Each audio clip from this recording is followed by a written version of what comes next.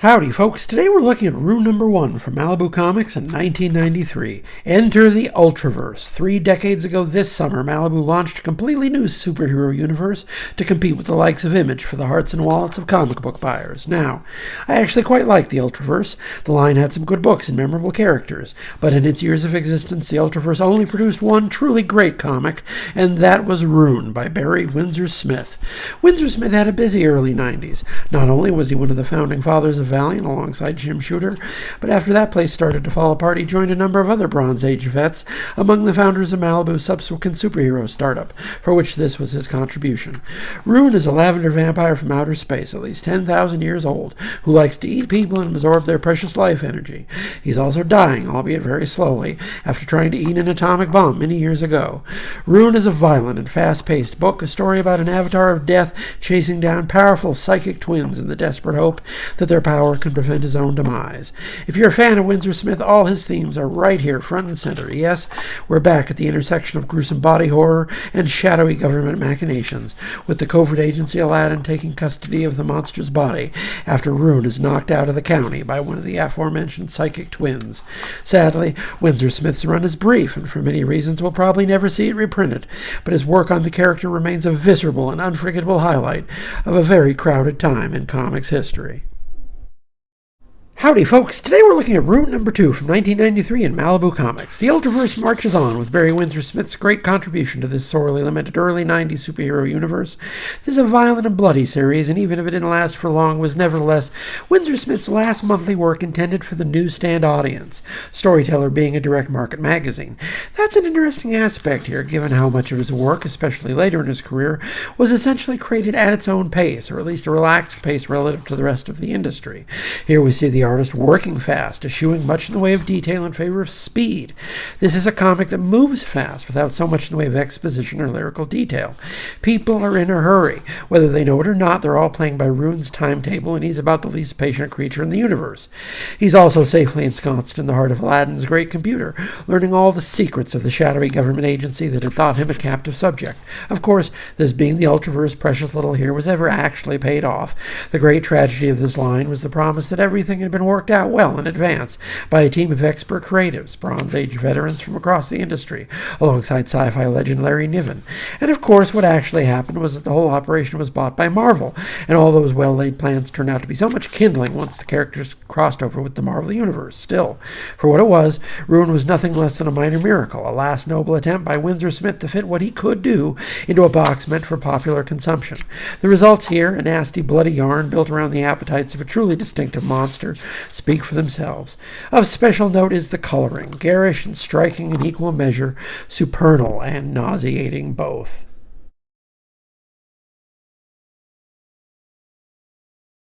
Howdy, folks. Today we're looking at Rune number 3 from 1994 in Malibu Comics. Barry Windsor-Smith's abbreviated opus about a lavender space vampire marches onwards, and this issue offers some exposition to contextualize what we've been seeing for the previous 2 issues. We learn more about the origins of the mysterious genie supercomputer which Rune has infiltrated, how it was brought to America under the shadowy auspices of Project Blue Book, how years of research brought agonizingly slow progress towards understanding its otherworldly secrets, and how it was finally discovered that the cosmic power of Shu-Ji could only be wielded by genetic twins, which explains the existence of the ultra-powered twins who Rune began the series by wanting to eat. Well, Rune still wants to eat those twins, but now he understands more about why precisely eating them is so desirable. Now he wants the cosmic power of Shu-Ji all to himself. However, he also leaves his own magic runes inside Genie when he leaves to hunt, opening new possibilities for General Raider, who dreams of once again returning to humanity.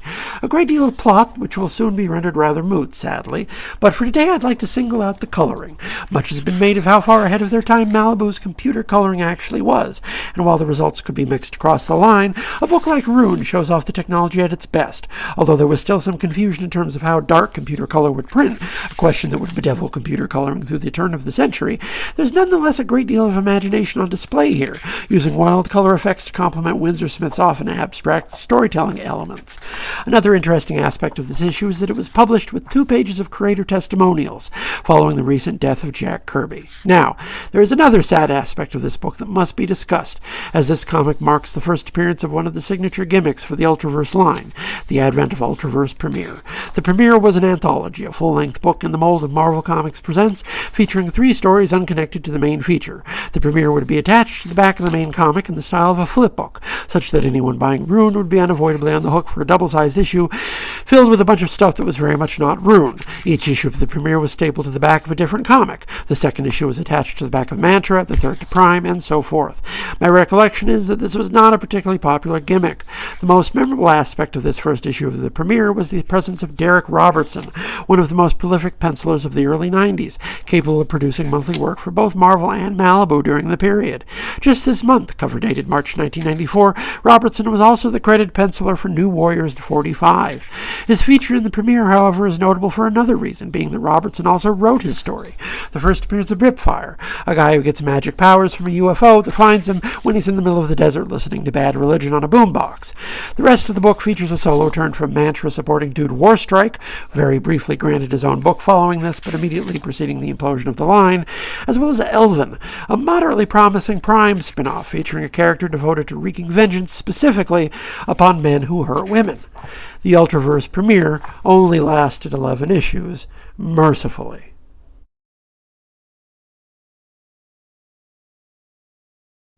Howdy, folks. Today we're looking at Rune number 4 from 1994 in Malibu Comics. Barry Windsor-Smith's great contribution to the Ultraverse continues as Rune's plans come one step closer to fruition. Turns out it wasn't such a great idea for Aladdin to bring Rune back to their secret base, because he spends much of this issue wrecking the joint and killing everyone he finds. Among that number happens to be the other half of the psychic twins he's been tracking down since the first issue. About the only person on the base he doesn't expressly want to kill, but only because he'll be a better meal once he finds his psychic twin and they activate each other's powers. If you've read Weapon X or Monsters, you might have an inkling what to expect here. Lots and lots of men with guns, either running towards or running away from the dark god of the void, as he moves through the staff of the installation like a hot knife through butter. General Stryker almost succeeds in stealing Rune's own magical runes for the purpose of regenerating his own body, but then Rune doubles back, finds Stryker, and tears him apart again for having the gall to try to steal his power. Basically, Rune comes unhinged. Pure power, pure appetite, pure kinetic destructive force, unleashed on those who have themselves use their own power to manipulate and destroy. As good as he is at detail and filigree, it's also necessary to remember Windsor-Smith excels at action, at brutal violence and bloody gore, at movement that goes faster with every turn of the page. Rune may be, in the final estimate, a tantalizingly brief work, unfairly truncated by circumstances, marooned by history, but in its visceral brevity, we nevertheless see unmistakable kinship to the strongest chapters of the Master's bibliography. Howdy, folks. Today we're looking at Rune number 5 from Malibu Comics in 1994. The first and only real arc for Rune wraps up here, although the character would continue for a few years and even receive a bit of spotlight after the Marvel acquisition. There's no doubt that the most interesting aspect of the book and character was the involvement of his creator, Barry Windsor-Smith. After this, Windsor-Smith would go on to do only one more issue of the regular series and a bare handful of other pieces, an annual, a Conan crossover, and a couple covers. That's it.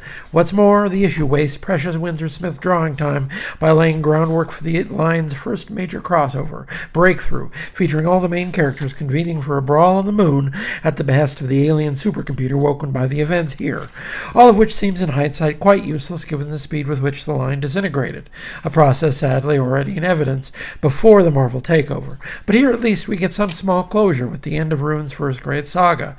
His interference has destroyed decades of work on the part of secret government agencies, but Rune doesn't care at all. What matters to him is that he succeeded in creating a living god solely for the purpose of draining that god's power and curing his own cancer. He is restored by arcane energies to the prime of his power and flies off into the rainy night, vowing to suck the marrow from the bones of that god on their next meeting. Improbably, this is still excellent. Tear out every bit of Ultraverse lore and you're left with a chilling portrait of Rune as the most evil creature to ever live. I just wish there were more than a couple Rune stories that weren't absolutely terrible. Howdy folks, today we're looking at Giant Size Rune number 1 from 1994 in Malibu Comics. For all intents and purposes, we are nearing the end of the road for our boy Rune. This isn't the last Rune story that was ever published. No, would that it were. This is merely the beginning of the end of Barry Windsor-Smith's involvement with the character. At the time, I was having more trouble making it to comic book stores regularly, so my perception was that the post-Marvel Ultraverse books just started to disappear. I've never even seen a copy of Rune 6, Windsor-Smith's last regular issue, as well as the only time he ever drew Mantra. They weren't available on the newsstands where I still bought most of my comics, and when I could dip in, they were all heading in bad directions. Godwheel stands as the best historical demarcation. The end of whatever it was the Ultraverse could have been, the final dispensation of Larry Niven's contribution to the line's genesis, and the beginning of its half-life as a useless appendage to the Marvel Universe. This hit stands the same month as the Godwheel, and from this point Windsor-Smith only draws Rune a couple times more. The cover of Silver Surfer Rune, the Rune Conan crossover that followed at the end of the year, and that's pretty much it. This book here offers insight into Rune's origins as well as setting up new plot lines that could never be followed up with any satisfaction. After the purchase and after Marvel began to tentatively incorporate elements of the Ultraverse into the Marvel Universe, Rune would become fixated on the Infinity Gems and spend a lot of time messing about with Adam Warlock in a series of books that no one today can do more than vaguely gesture at, with the late 90s Ultraverse becoming a black hole of continuity, swallowing the contemporaneous iterations of multiple characters.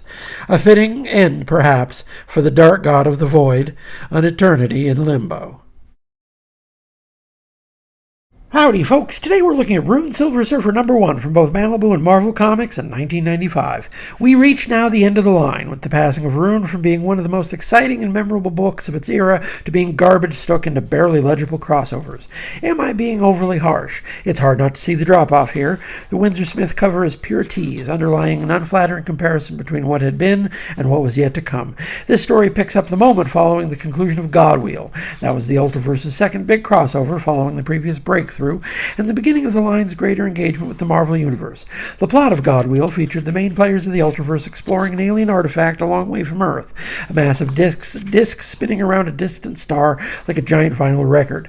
If you're thinking that sounds kind of like a variant on Larry Niven's Ringworld, you should know the Godwheel was Niven's idea, part of the initial brainstorming that created the cosmology of the original Ultraverse. Well, none of that matters anymore, because the last plot twist in Godwheel consisted of the mighty Thor being transported from the Marvel Universe to the Godwheel to help the Ultras. After the last page of that story, we see what happens next here. Rune takes one look at Thor, realizes he's in a different weight class than any of the bozos he's been fighting in the Ultraverse, and makes a play to eat Thor, to which Thor smacks Rune so hard he lands in New York, Marvel's New York. From there, it's a small matter for him to figure out the juiciest target in the new buffet, which at this point in 95 was the Infinity Watch. You know, the group put together by Warlock to safeguard the Infinity Gems following the first Infinity Gauntlet. Well, if you've ever wanted to know what happened to the first Infinity Watch, here's your answer. Rune works his way through them like a knife through butter and very quickly reassembles the Infinity Gauntlet, at which point the Living Tribunal realizes what's going on and dispatches the Silver Surfer to put a stop to it. The end result, after the Surfer goes a few rounds with Death Urge for some reason, is that the Surfer catches up to Rune and blows the Dark God's hand right off, which, because the story dictates, means the Infinity Gems were scattered to the four corners of the Ultraverse, at which point the story is picked up by Loki, leading to Black September and the Ultraverse Avengers crossover. Whatever juice Barry Windsor-Smith brought to the table has been well squeezed. The Ultraverse half is drawn by a very young Henry Flint, who would go on to do much better work for 2000 AD. This looks as if it were drawn in a hurry. The Marvel half was drawn by John Buscema in one of his periodic returns to the Surfer. Also not the first time Buscema followed Windsor-Smith on a strip for what it's worth, but the later Buscema oftentimes struggled to mask his lack of enthusiasm for superhero strips, and the desultory inking job doesn't have much to offer here against that. A wholly disappointing epilogue to a tragically abbreviated masterpiece.